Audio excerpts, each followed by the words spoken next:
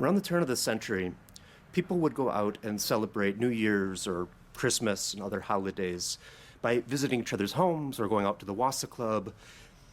And after having a good meal and enjoying the company of friends and family, maybe having one last drink, eventually you do have to call it and say, it's time to head home for the evening. And that generally meant walking, as most people got around by walking. But if you could afford it, the best way to get around during the winter nights would have been one of these.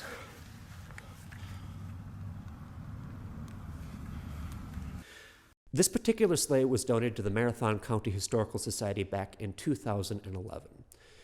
Julius Zastrow, according to the family history, traced it back to him. He was a recent German immigrant who arrives in Wassa around 1886 or so.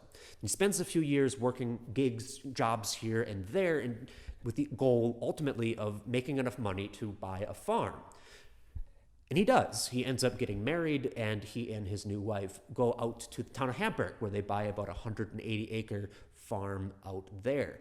Now, at some point, either while he's working here in Wassa or after he goes out to the town of Hamburg, he gets involved in investing in the granite industry, which is very early on, the early days here. And this company that he invests in, again, according to the family stories, doesn't do very well, and ultimately it goes under. And in compensation for his investment, they either gave him the chance to purchase this particular sleigh or gave it to him outright.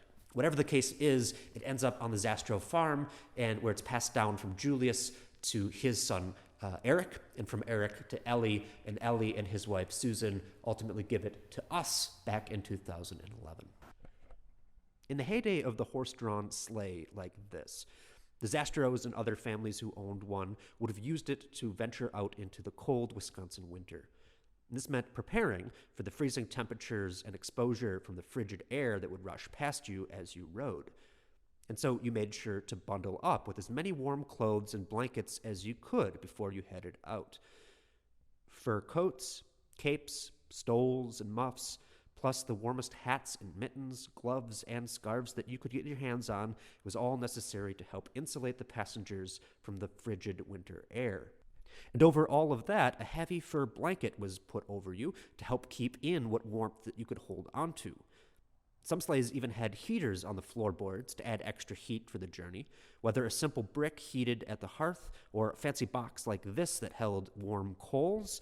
They all helped add heat to the sleigh, at least until the brick or the coals cooled. Well into the 20th century, you would see sleighs like this on the streets of Marathon County. Automobiles were becoming more popular, yes, and eventually we will see them kind of become the dominant mode of transportation, but especially in the early years in which cities weren't exactly that great at plowing streets and de-icing their roads, it was still pretty handy to have a horse-drawn sleigh like this get you from point A to point B, especially if you lived out in the rural areas where it would be even longer before good road care during the winter would be commonplace. But eventually, the allure of the combustion engine does end up taking hold, and it forces out a lot of the horse-drawn vehicles, carriages, carts, and of course, the sleigh like this.